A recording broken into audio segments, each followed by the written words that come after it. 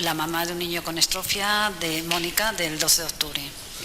Bueno, yo quería hacer una pregunta a ustedes, dada lo que estamos oyendo hoy.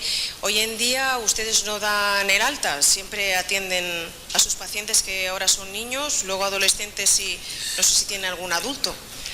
Quiero decir que por lo que estamos oyendo parece ser que no dan el alta, o hay personas, urólogos, que lleven adultos hoy en día. Nosotros realmente no queremos dar el alta a nadie, ni a estrofias vesicales, ni a hidronefrosis, ni a una simple criptorquidia. Lo que pasa es que nos vemos limitados a veces porque a partir de una determinada edad resulta que ya no son niños y no es por nuestra parte el problema, sino por parte de las pruebas complementarias que haya que pedir. Los radiólogos que están agobiados de trabajo, pues a lo mejor dicen yo ya no puedo ver a este niño. El mayor problema nos lo encontramos si hay que hacer alguna cirugía por encima de la edad en la que se supone que no son niños.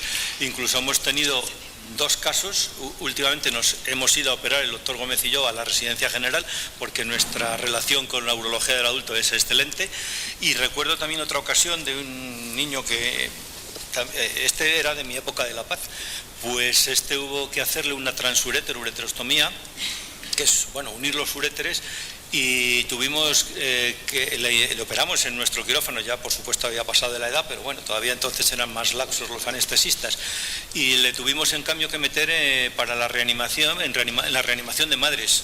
O sea, estaba allí rodeado de señoras recién dadas a luz y cosas así por el estilo. El hombre feliz, evidentemente, pero que realmente son los problemas que nos encontramos. Pero les damos de alta indirectamente, porque aunque pasen a la urología del adulto, nosotros lo único que hay que hacer es cruzar la calle, y por tanto allí tenemos unos compañeros que les van a ver, que además ya algunos de ellos, como me parece que hemos hablado antes cuando estábamos tomando la pastita, algunos de ellos incluso han sido residentes, han rotado con nosotros, han visto algún caso de estrofia o han participado en una revisión, o sea que no les resulta ajeno en absoluto. Eso en cuanto a la urología. En cuanto a la ginecología, también hay una doctora, la doctora Guillén, que está encantada de atender a las niñas, y antes del nacimiento pues contamos con un ecografista, el doctor Galindo, ginecológico, que es algo extraordinario. Este doctor es el heredero del doctor Olaizola, que también era extraordinario y que desgraciadamente murió. Y por tanto, aunque les demos de alta, no acaban de irse de alta por esto que estoy diciendo, porque es una llamada telefónica, un cruzar la calle, he visto a este paciente, te comento esto y lo demás allá. Por otra parte, también habrá que pensar, ¿es que necesitan toda la vida que se les esté viendo? Pues a lo mejor no, porque si resulta que llega a una determinada edad, tienen un aparato urinario estable, la vida sexual es suficientemente satisfactoria y no ha progresado, no hay ningún deterioro, pues esa sensación de enfermedad que algunos médicos están empeñados en meterte a martillazos, pues a lo mejor esa sensación de enfermedad tiene que desaparecer. Una vez que se ha corregido y la cosa está estable, pues yo creo que seguirán viniendo, porque la verdad es que a nosotros nos pasa, hay veces que les decimos por otras patologías, mire que está dado de alta, y dicen, bueno, sí, pero yo el año que viene vuelvo. Pues vale, estupendo, pero que a lo mejor no es necesario, No sé si he contestado a la pregunta, porque a veces te pones a hablar y no paras, ¿no? He contestado. ¿Alguien más? ¿Queréis ampliar? Sí, yo creo que desde el punto de vista para redondear un poco lo que ha dicho Adolfo, en principio, efectivamente, muchos de estos pacientes no son enfermos, porque no son enfermos, pero tienen de vez en cuando dudas, problemas, sugerencias que no son resueltas en el campo de los urólogos de adultos, y por eso siguen viniendo. En definitiva, yo creo, nosotros tenemos pacientes hasta de 40 años, yo comprendo que es muy difícil de explicar, pero que yo no les llamo. O sea, es que se les manda al servicio de adultos, y en el servicio de adultos depende que te atienda Juan o Pepe o Juana, la situación cambia por completo y no hay una persona que tenga una dedicación. En definitiva, es crucial el tema de la medicina que se ha hablado esta mañana, transicional. Desde el punto de vista de ciertas patologías, como son la estrofia vesical, como son la espina bífida, como son los trasplantes, son 3 grupos o 4 de pacientes nuestros que piden en estos momentos necesariamente la cirugía, la posibilidad de una medicina o de una atención transicional. Y eso se lo tenemos que proporcionar más antes que después. Y esto solucionaría gran parte de los problemas que se están planteando en estos momentos. Jorge también quiere. Sí, estoy completamente de acuerdo con los dos. Sí que en muchos de estos pacientes, estos niños adultos ya con extrofia que han tenido una ampliación vesical, por ejemplo, son pacientes que sí que se deben seguir para toda la vida. No sé si, pero muchos años sí, porque están expuestos a tener alguna complicación. Entonces, yo creo que es bueno que haya una buena continuidad. Nosotros tenemos la posibilidad de seguirlo personalmente, pero sí que es bueno que haya una continuidad, porque si no se encuentran desamparados, es lo que hablábamos anteriormente. La sensación de desamparo es importante. No saben dónde recurrir, con quién recurrir, y muchas veces cuando te ponen en la piel, a lo mejor del urólogo de cupo, del urólogo de un ambulatorio, que te llega un paciente con 20 cirugías, pues claro, el pobre hombre, el problema que tiene son el cáncer de próstata y la hiperplasia benigna o el cáncer de vejiga, y que cae un paciente con todos estos antecedentes muchas veces no sabe ni cómo reaccionar. Entonces es importante que se hagan, por lo menos el que pueda. Nosotros podemos, pero hay otras situaciones que se puede hacer una transición a la urología de adultos. Y luego los pacientes que no tengan ningún tipo de problema, evidentemente son pacientes normales, o sea, con lo cual no requieren más complicaciones, más seguimiento. Pero yo insisto sobre todo en los pacientes con ampliaciones vesicales, con Mitrofanov, que sí que requerirán, aunque sea de un control bianual o trianual, o el tiempo que quiera, pero de un control. No se pueden dejar sin controlar. Doctor Rodón. Yo sí puedo decirles o deciros que la sensación esta de ¿qué hago con este paciente? Yo sí que la he vivido, porque yo pertenezco o vengo de un hospital que por sus características, que es un materno-infantil monográfico, y que teóricamente Sant Joan de Déu es la pediatría del hospital, no sé si lo conocéis, que es el Hospital Príncipes de España, que está en Belviche, que es una residencia general. No tiene pediatría porque, como se hizo después de Sant Joan de Déu, ya afortunadamente alguien previó que no hacía falta hacer otro servicio de pediatría allá, y entonces la pediatría del Hospital de Príncipes de España somos nosotros. Cuando alguno de los pacientes que por razones de edad, de los que me ha tocado tratar, por razones de edad ha sido necesario transferirlo, ponerlo en contacto con algún servicio de adultos, y esto ahora ya es oficial, pero hubo una época en que esto se hizo de una forma absolutamente oficiosa. En aquel momento yo ya lo puse en contacto con Puigverd oficiosamente. Esto lo hemos oficializado ahora. Pero los puse en contacto oficiosamente en la época porque nunca, quizá me pasé por descalificarlos de entrada, pero nunca se me ocurrió mandar un paciente con extrofia a Belviche, porque hacen magníficamente bien las piedras, los tumores, el trasplante, etcétera, pero que se me antoja que del otro ni flowers.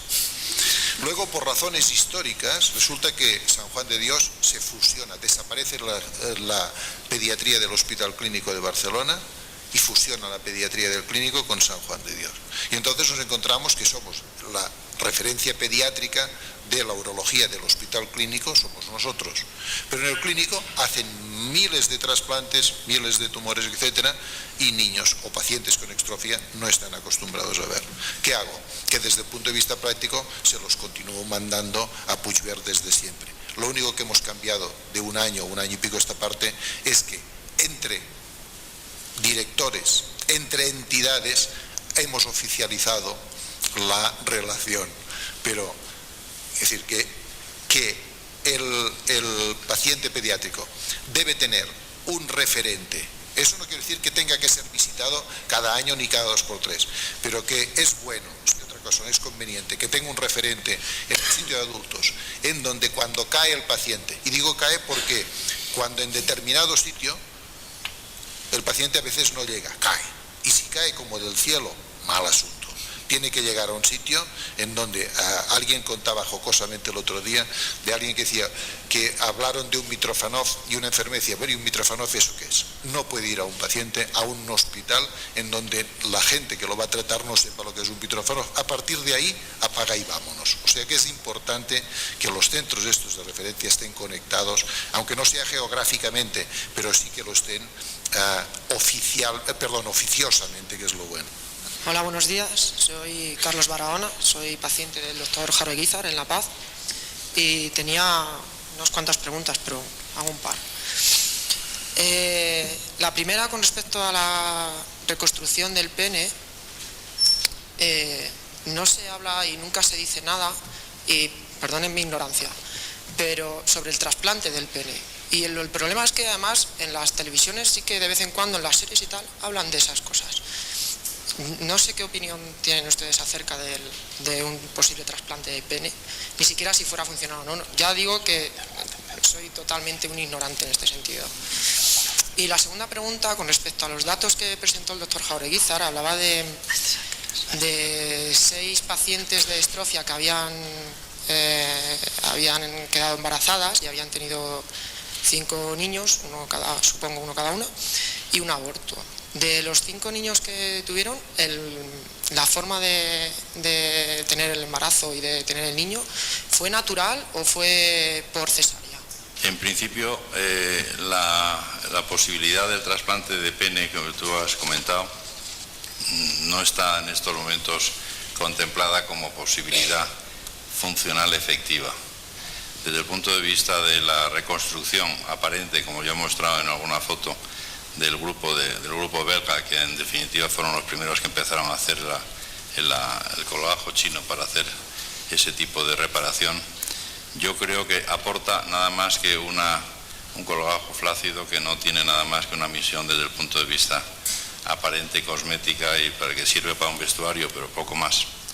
En definitiva, desde el punto de vista de la segunda pregunta, o sea, yo no soy partidario de, en estos momentos, independientemente que se haga microcirugía, que se haga microcirugía vascular, microcirugía nerviosa, que algunos recuperen, entre comillas, la sensibilidad de una piel de un antebrazo, no creo que sirva mucho para eso.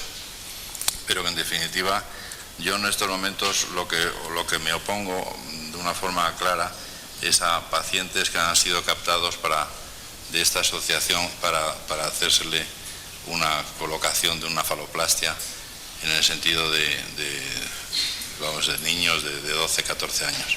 Me parece que es una opción que es perfectamente válida para el futuro si el día de mañana un adulto se lo quiere hacer, pero no como trasplante de pene, sino como adorno.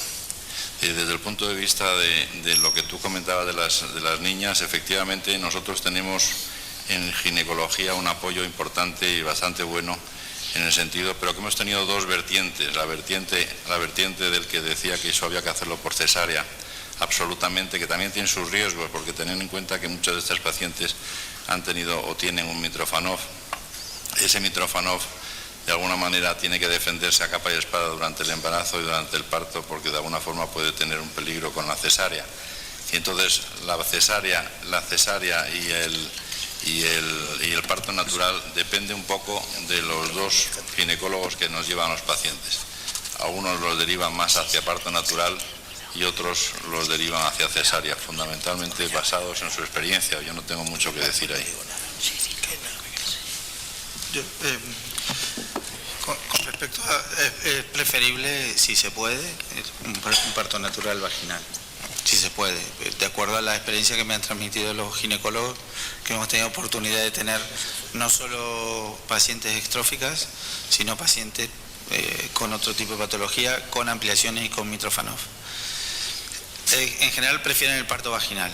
El problema también, como lo saben bien, en la debilidad del suelo pélvico con los partos reiterados, la facilidad de hacer prolapsos uterinos es importante. A mí me ha tocado estar en 2 cesáreas de paciente con extrofia, que el obstetra nos llamó para que estemos presenciando incluso ayudando en la intervención. El hecho del crecimiento del útero desplaza el Mitrofanov. porque le da tiempo más que suficiente para desplazar la neovejiga y el mitrófano.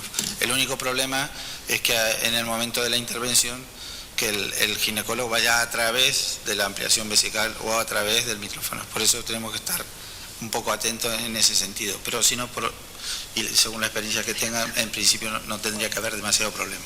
Ahora, por consejo de nuestros obstetras, preferible parto vaginal. Respecto al tema de trasplante de pene, yo no conozco ningún trasplante de pene, por lo menos. No sé si alguno de ustedes sabe algo de trasplante de pene. Si lo conociera ya habría ido. No. Que sepa no hay. Quizá Con lo que no cual quiera... pueden ser Se proponen de cantidad. neofalos a través de la técnica que dice el doctor Jaureguizar. Yo también estoy de acuerdo en que antes de la edad adulta no se debe realizar este tipo de intervención y que sea una elección y que cada uno puede estar satisfecho con lo que tenga, independientemente de lo que sea y de la opinión particular nuestra. La sexualidad es una experiencia personal, por lo tanto eso requiere de mucha madurez a la hora de asumir un tipo de intervención como esta. Pero ahí está, los que he visto que se la han podido realizar, pues que están satisfechos con su nueva situación, pero todo es opinable. Nosotros, aunque no era una niña con estrofia, pero sí que era una paciente con Mitrofanov, pues tiene un niño actualmente de 6 años y el embarazo transcurrió absolutamente normal, o sea que la mujer que tenga un Mitrofanov y se embarace tiene que tener miedo.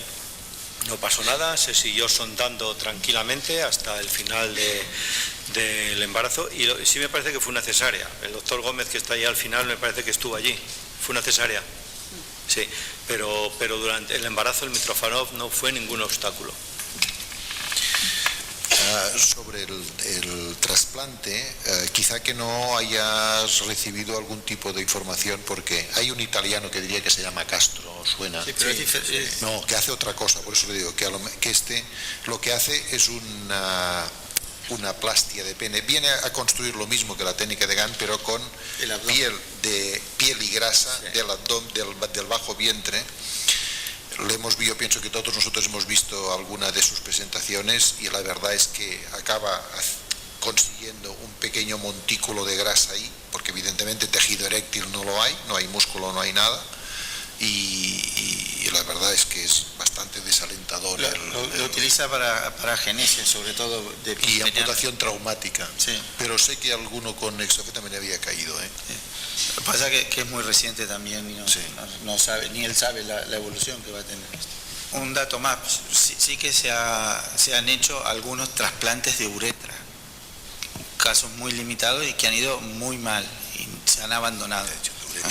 Sí que el trasplante de uretra sí que se han hecho. Mi hija está en el 12 de octubre y lo que tiene es el cierre por abajo con Mitrofanov y ampliación de vejiga. Hace 2 años en el Escorial escuché al doctor Jaureguizar decir que era lo último que se hacía, igual que lo que has puesto aquí, que ha dicho que es lo último que él haría. A mí me gustaría saber la opinión del doctor Rodo y del doctor Cafrati, si ellos opinan lo mismo. No sé si me explico. De lo último que se hacía para la continencia. Sí, o sea que él haría, que él es la última, que si es la última operación que usted haría a una niña. O sea que es que yo le escuché al doctor Jaureguizar que él haría cualquier operación, cualquier intervención antes que el cierre total y el Mitrofanov. Evidentemente el cierre del cuello, yo estoy de acuerdo con lo que ha dicho Enrique, es la última opción que tenemos en cuanto a... Lo que pasa es que hay situaciones límites que si no se cierra el cuello no hay otra opción para realizar. Siempre que se pueda realizar otra opción, incluso la inyección o otro tipo de técnica para conseguir la continencia, sería mejor que antes que el cierre, porque el cierre te aboca a un reservorio cerrado, con una ampliación y la obligación de vaciarlo a través de un sondaje, que eso es bueno para la continencia, pero no es bueno para otras cosas, como por ejemplo la generación de piedras, que con mucha facilidad se producen, porque la producción de moco lo favorece, la permanente o bacteriurias o infecciones que también favorecen la producción de litiasis. Y esto se ve bastante, sobre todo en los que vemos niños mayores, van produciendo casi.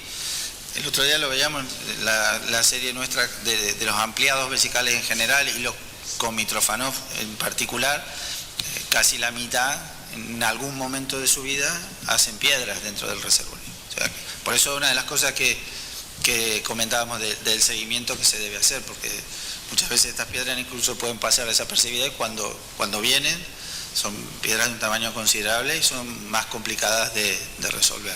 Yo en cuanto a lo que hablan de lo de las piedras después del cierre, María Jesús, mi hija, antes de tener el cierre ya tenía piedras. Entonces, muchas veces me hace de dudar si es realmente cuando tienes el cierre, cuando te salen las piedras, porque si antes ya las producía. Bueno, es que puede haber muchos motivos para fabricar piedras, pero este es un motivo mecánico importante a tener en cuenta. Claro, ¿puedo comentar una cosa? Doctor Aranzain. No, Rodó. doctor Rodó. No, es que lo que no he acabado de entender demasiado bien es el porqué de la pregunta. Cuando preguntas si se hizo eso in extremis o por qué exactamente. Fue la primera intervención que se le hizo, o sea, no nos dieron opción a otra, no sabíamos otra. Sí, Estamos muy contentos. sí. Al contrario de lo que tampoco grita, estamos muy contentos, aunque para él pueda parecerle que tenemos que hacer eso otra opción. Bueno, Vale. a lo mejor no había otra opción. Exacto. O sea, la última opción es la última opción cuando, o sea, uno tiene en mente un programa que va siempre de menor a mayor, pero es evidente que por razones y hay que saber adaptarlo a cada caso. En algún paciente concreto, a lo mejor resulta que por las condiciones de sus genitales, de su suelo de la pelvis, de su pared abdominal, etcétera, lo más prudente, a veces incluso por las cirugías previas que haya tenido, lo más prudente es hacer un cierre de entrada y poner un Mitrofanov. Eso puede ser. Pensar, y la frase no es mía, aunque me gustaría que así fuere, es que la actitud más agresiva a menudo acaba siendo la más conservadora. Sí, yo iba a decir una cosa. Vamos a ver, no me acuerdo exactamente si en María Jesús se le hizo algún intento de cuello, yo creo que no, pero si no fue así, María Jesús y otro niño, cuyos padres están aquí, tuvimos, no sé si la mala suerte o la buena suerte de que se estrechó el cuello. Se estrechó el cuello y no salía nada. Entonces, el planteamiento es decir, ¿le intento reconstruir el cuello para lograr una continencia que ya hemos visto aquí en las estadísticas que se logra muy pocas veces? ¿O gracias o afortunadamente ese cuello ya estrechado nos evita el cerrarlo, porque no había que cerrarlo, estaba ya estenosado, no salía ni una gota, entonces simplemente lo que hacemos es fabricarle una uretra, o sea un Mitrofanov, y la ampliación? Porque no le demos vueltas, la cirugía del cuello tiene una cantidad de fallos tremendos, y prueba de ello es que hay por lo menos 6 procedimientos de cierre de cuello con cada uno de sus autores. Si hay 6 es porque ninguno es bueno. Que todos utilizamos el procedimiento de Jeffs modificado o el de Jaundice, que por cierto aprovecho para decir que hubo un español que todavía vive, ¿no? Martínez Piñeiro, que él aboga y dice que él fue el primero que lo dijo antes que Jaundice les vete. O sea, bueno, es saber que hay algún español que hace algo, ¿no? Entonces, ese es el caso. Si ya nos hemos encontrado el cuello cerrado y no fugas, pues ¿para qué vamos a hacer otra cosa que nos puede provocar fugas? Por otro lado, incluso la desconexión cervicuretral no siempre se consigue a la primera. La desconexión es uretra por un lado y cierre por otro. Pues muchas veces se hacen fístulas y resulta que has hecho un cierre de cuello y se te abre. Entonces, en el caso de María Jesús y el de este otro paciente que acabo de mencionar, es que tuvimos la desgracia, pero yo diría que en este caso la suerte de que espontáneamente se nos cerró el cuello. Bendito sea Dios, diría yo. En principio, hay cirugías que son más completamente posponibles hacia la situación más tardía, y hay una persona en estos momentos en Europa que defiende, como cirujano urologo infantil que defiende hacerle la cirugía completa con desconexión vesicuretral, cervicuretral, ampliación y Mitrofanov en los niños de 3 o 4 semanas. Y dice, es que funciona al 100%.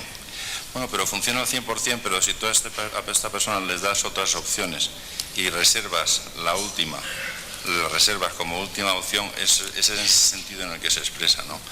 Pero en definitiva yo pienso que desde el punto de vista de a un hijo mío no me gustaría que le hiciesen una ampliación, un Mitrofanov y una desconexión cervicuretral si no es absolutamente necesaria a esa corta edad. Bueno, a mí de entrada no, tampoco, pero que me le hagan 3 cirugías de cuello para no conseguir nada, tampoco. Ya, pero si la consigues, las dejan en una situación normal sin meterle intestino en la vía urinaria, que en definitiva tampoco hemos hablado. ¿Cuántos se consiguen? Pues se consiguen ya un 20 y tantos % de momento. 20 y tantos. Ya, pero que en definitiva, y luego añadiéndole la cirugía del tratamiento endoscópico, añadiéndole tal, pues evidentemente se consiguen mejorar.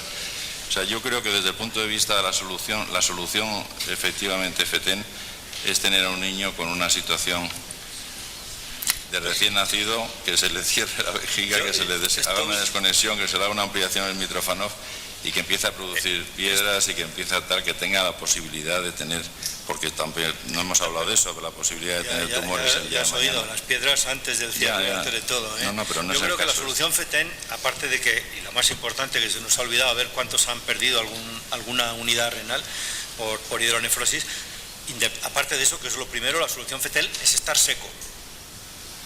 Estar seco, a mí me parece que eso sería fundamental. La niña esta que yo he contado, que ha tenido el parto y el Mitrofanov, que fue un traumatismo uretral, que perdió la uretra, esta niña al principio le hicimos una reconstrucción de Tanago, cuando era más pequeña, una reconstrucción de la uretra, y 7 años más tarde de haberle hecho el Tanago, se obliteró la uretra. Y entonces esta niña llegó a nosotros y yo la recuerdo sentada a mi lado y la llama mayorcita y dice: hazme lo que quieras, pero que no me vuelva a mojar. Eso fue. Entonces yo creo que es fundamental para un paciente, para poder hacer una vida normal, estar seco. El orinar espontáneamente, ojalá, pero no nos demos vueltas. Y yo creo que las cosas, la realidad es la realidad. ¿Las vejigas estróficas son normales? No. Tienen más colágeno que lo normal, menos músculo que lo normal. Entonces, ¿van a poder contraerse espontáneamente? Pues, algunas lo hacen, y desde el punto de vista, pero claro, si es como y desde el punto de vista, pero desde el punto de vista de todas las vejigas depende del tiempo que se hayan pasado sin operar. Efectivamente, la cirugía neonatal también quita muchas posibilidades al deterioro de esa placa vesical. En fin, yo creo que como es lógico, cada uno tiene sus Y la solución perfecta no existe. Claro. No existe. Pero es exactamente igual que preconizar, en muchos casos, preconizar el tratamiento, que a mí me parece que ese debe ser el último. Por lo menos a mí, si un hijo mío tuviese una estrofia vesical, yo no le ofrecería la posibilidad hasta el final donde no hay otra solución. Entonces le daría la solución definitiva con el Mitrofanov y con la ampliación. Ese es mi planteamiento. No, yo no voy a decir que sí, evidentemente, pero después de un fallo de reconstrucción del cuello, en este caso no hubo fallo, es que se cerró espontáneamente. Después de un fallo de reconstrucción del cuello, quiero decir, de entrada a la reconstrucción del cuello, y por eso esa es la técnica que todos seguimos de reconstrucción en estadios. ¿Cuál es el último estadio? La reconstrucción del cuello. No, pues en ese caso sí, pero cuando falla la reconstrucción del cuello, el empecinarse en volver a hacer lo mismo cuando cada operación que sigue a otra es mucho más difícil que la anterior, pues